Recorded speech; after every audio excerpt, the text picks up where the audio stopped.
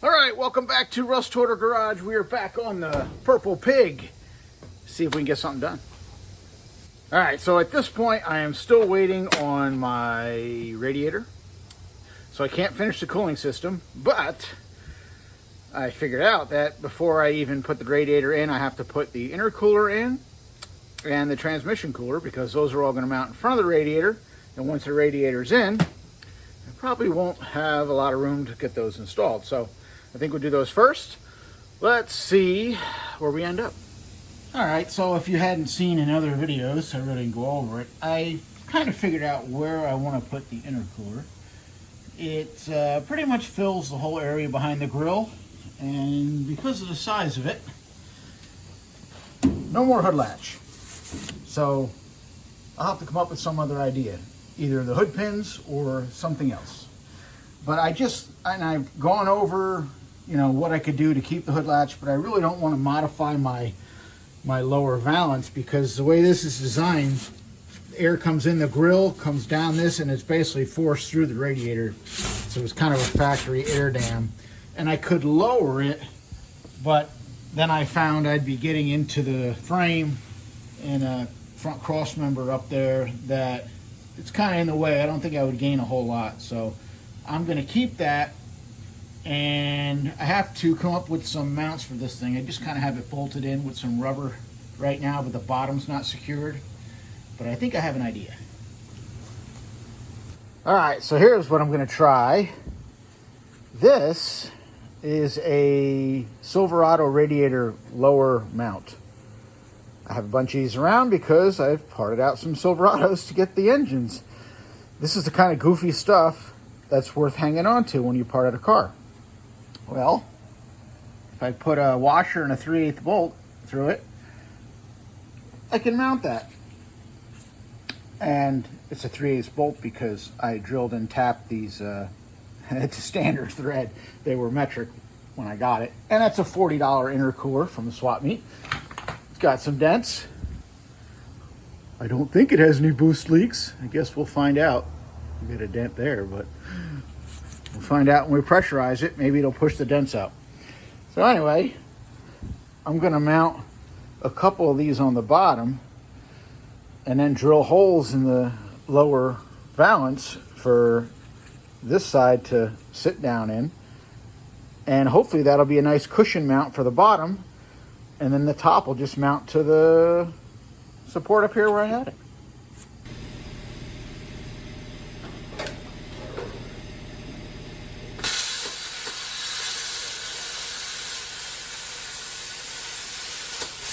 All right, mounts are on. Let's see if this works.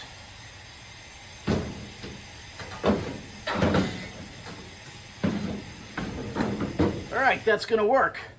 So it's got the 2 bolts on the top with the rubber underneath to isolate them. The Silverado radiator mounts on the bottom. And she's in there good. That's gonna work out just fine. And I already had cut a hole in my radiator support here so that the intercooler can curve out and then go out this way toward the engine. And on this side, I have a hole inside here because I think this is too sharp of a corner on this side to get to the turbo. I think the turbo is going to exit out the inner fender well, come along underneath where the tire is, and then curve back in under here to get to the intercooler. I think that's how it's going to go. We'll find out when I do the final layout. But this has to come back out because I need to put the transmission cooler in, and I think I'm going to put that in front of the intercooler. So this is the transmission cooler I'm going to use, unbranded, off Amazon. I put one of these on the 51 Hudson, and it worked great. It's supposed to be a 40,000 GVW cooler, and I could never really tell if these things worked or not. That was the first time I've ever used an external cooler this big. Forever, I would run through the radiator and then through a smaller auxiliary cooler and then back. But on the Hudson, there was no radiator cooler because that car was originally had a standard in it. So I had no cooler to use, so I bought one of these. And according to my data logs, with this cooler in the 51 Hudson, just using this, my transmission fluid temperature never even hits 100 degrees. The highest I've seen it is 98. So I'm sold. I mean, for me, I think it's worth buying it. It's only, I think it was $75. Is it necessary? I don't know, but with this car and running the turbo and a little more power, I think it's worthwhile to get it. Comes with a bag of hardware. The only thing is, I don't usually trust the clamps that come in these kind of kits. I usually buy better ones. The hose, so far, I've had no problems with.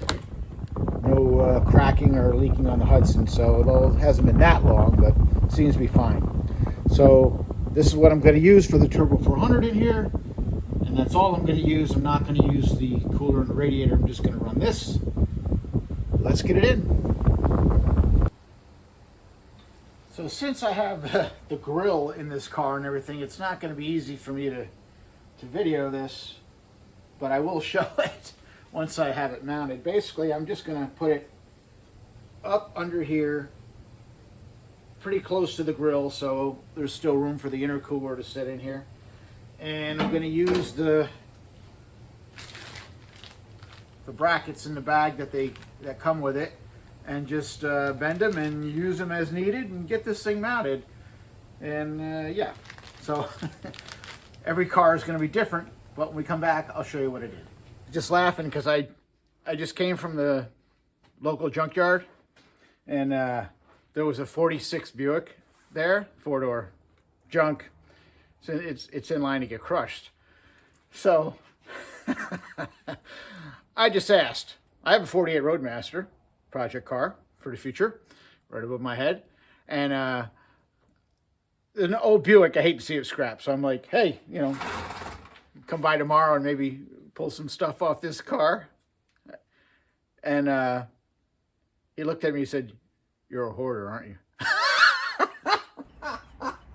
All right, anyway, now that I've been outed by my local junkyard owner, he should talk. He's got a lot more cars than me. Got a junkyard. The Amazon transmission cooler is installed. We've got it mounted as far forward as I could get it. And that'll work. And my wiring's in here. And I showed a couple button head screws through the front to hold it. And next to be intercooler. Get that in there. All right, intercooler is mounted. 2 bolts on top. And the Silverado mounts on the bottom just kind of slide into the lower balance there, and I just screwed a couple straps across the bottom to keep it from sliding out. But now you don't have to go under the car to unbolt it if I ever had to replace it, which hopefully I don't, but you know, we'll see how it goes. So this side's going to be out to the intake of the car. It's just a placeholder, and feed is going to, I think, come through the inner fender and straight into the intercooler, because I think the turbo is going to go out the inner fender and turn inside over the tire, because I don't think I can make the corner there with enough angle. I don't think it'll work. Transmission lines will be next. All right, transmission lines are in. I did not video it because it's just some nickel copper 5/16 line that's probably 30 years old that I had laying around, and made a couple tranny lines, clamped them off, and yeah, they're attached. One other thing there, I just bolted on my AC compressor just to make sure everything was still looking okie dokie. And I figure this lower radiator hose, I think this is actually from the Silverado, and I just wanted to make sure that it would clear the AC compressor, and it does. That'll go down to the radiator when I get it, which is kind of another story. But that there swivel water neck is quite handy. That pretty much allows me to aim that thing wherever I need it, and as long as it doesn't leak, That's a pretty good thing. So the next thing I'd be doing is putting in the radiator, if I had one. I don't know what's going on with parts supplies. I thought the world was back to normal, but it seems more and more I order something and I order it specifically because it says it's going to be here in like 2 or 3 days. And as soon as they get your money, oh, sorry, week and a half, 2 weeks. I mean, come on, this is ridiculous. So I ordered this radiator a week ago, I think. It's still not here and still is not going to be here for another 3 to 4 days, which sucks because I have some time off around the holidays. I'd like to get this stuff done, take advantage of the time, right? So I'm going to have to just keep doing what I can do, but I really wanted to get the cooling system done. But there are still some other things to do on the car. I will continue the video with some other things. Tomorrow I have to go to the junkyard anyway to see my buddy who now knows I'm a hoarder. I figured it out. And I'm going to grab an alternator connector off of one of the Silverados that's getting crushed. He's got a few more in the pile now getting ready to go. So I'm going to grab some PCMs to have for spares. I really need some more 99-02s, but unfortunately, it seems like everything I'm finding here is 03 ups, but I'll grab them anyway. And I will grab an alternator plug with 2 wires and splice that in and run another wire back to the PCM on the red connector. Again, can't remember the pin number, I'll find it. But to see if this alternator will put out more than 13 volts. So we'll do that next after I go to the junkyard and get some stuff I don't need. All right, back in the garage for a little bit anyway. Finished my, feel my breath? It's cold out. It's late. Finished my junkyard trip yesterday. Got all the parts from the 48 Buick, or most of them that I want. I still got to go back and get a few more things. Picked up a couple spare PCMs. And one last thing I wanted to do in this video was test the alternator. So as you saw before, when I first started the engine up, checked the charging system, got like 13 volts.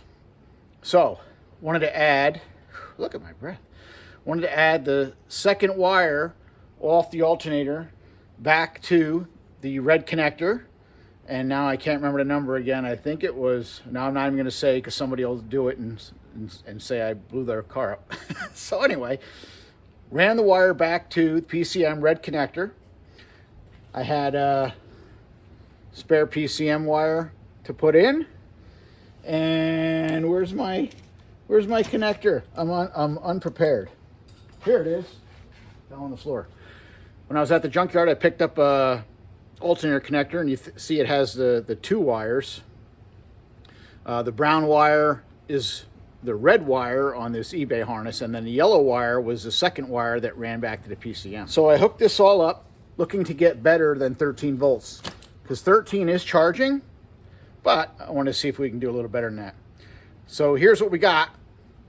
When I hooked it all up, I put the camera on the meter, fired it up.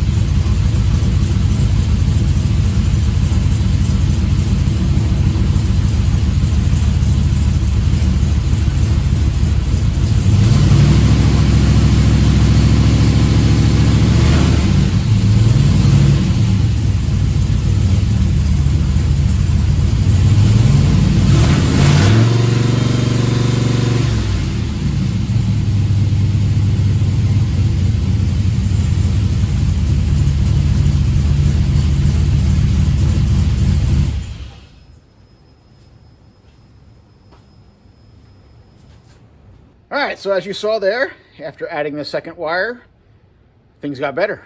We got like a little over 14 volts, responded with throttle. I still thought it would go higher, honestly, but 14 is excellent. I mean, there's no problem with 14 at all. So that's goodness. But the technician in me, I don't like to just go with things. We got to confirm it. So disconnected the wire from the PCM. Still had the, you know, the junkyard connector in with just the one wire though. Fired it up. Here's what we got.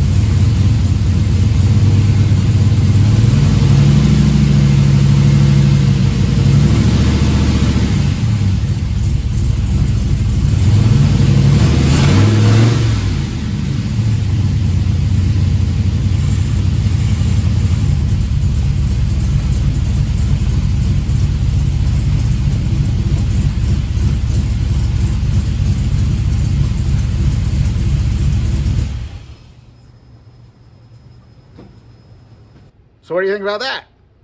Still 14 volts. How come it was only 13 before? Now it's 14. I have no idea. I can't explain that. Crazy, right? I don't get it. I mean, but 14 volts is what I wanted, and that's good. But, again, technician in me, let's double confirm it. I'm going to take the junkyard connector off, put the eBay harness connector back on, because I never cut the wire. I just kind of splice into it. So everything will be back to the way it was when we only got 13 volts. Let's fire it up, see what it does. All right, this will be to double confirm it. This is now, I hooked everything back up as it was originally when we could only get 13 volts out of this thing. So the second wire is removed. Let's see what happens.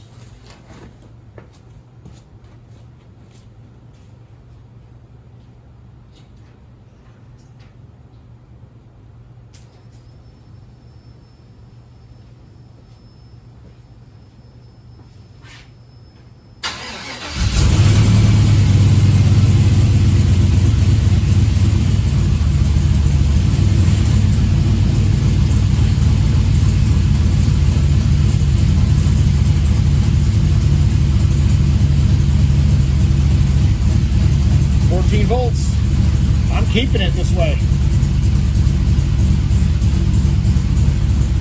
Yet again, 14 volts.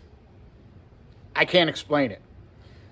All I can think of is maybe the alternator regulator didn't really kick in last time when we got 13. I don't know. But I do know it should go higher than 14 volts with the two wires. My 02 Silverado, I checked it today, it's cold out. And on a cold start after the truck sat for a couple days, I was over 15 volts on that thing. And that's got the two wires set up. So, my question is it due to the operating system, the program that's in the PCM? This is 156, which is common for 02 Silverados, so I don't really know if that's the reason. I don't know. I can't explain it. Unfortunately, I have no idea what this alternator was putting out when it was in the original vehicle. But the whole strange thing to me, I don't like things that kind of change for no reason. I don't know why we could only get 13 volts before and now it's at 14. I'm not going to question it right now because I'd rather not have to run that second wire because it'd be a real nightmare to get it through the harness cleanly and make it look nice. So if I can run with just the one wire, I'm going to leave it. This car has no real power options. 14 volts should be enough. That's what I'm thinking. So I'm going to leave it as is. And once the car's done and we've got the voltmeter in the car, we can track it, see if something changes, see if it goes back down to 13 again. Maybe I got a bad or a flaky regulator in this alternator. I really don't know. But for now, I'm leaving it as is. It's cleaner this way and I don't have to string that second wire. So, other good news. My radiator arrived today, finally, only a week late. So, next videos, after Christmas, everybody have a great Christmas, great holidays. After that, I'll be putting the radiator in, finishing the cooling system, getting some runtime on this engine and probably pulling a valve cover, checking for oil at the top of the engine, checking for lash.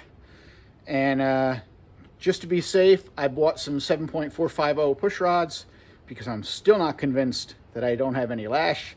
And if I don't, put them on the shelf for a future build because there will be more. But that'll be it. So that's it for this video. Have a great night. Have a great holiday.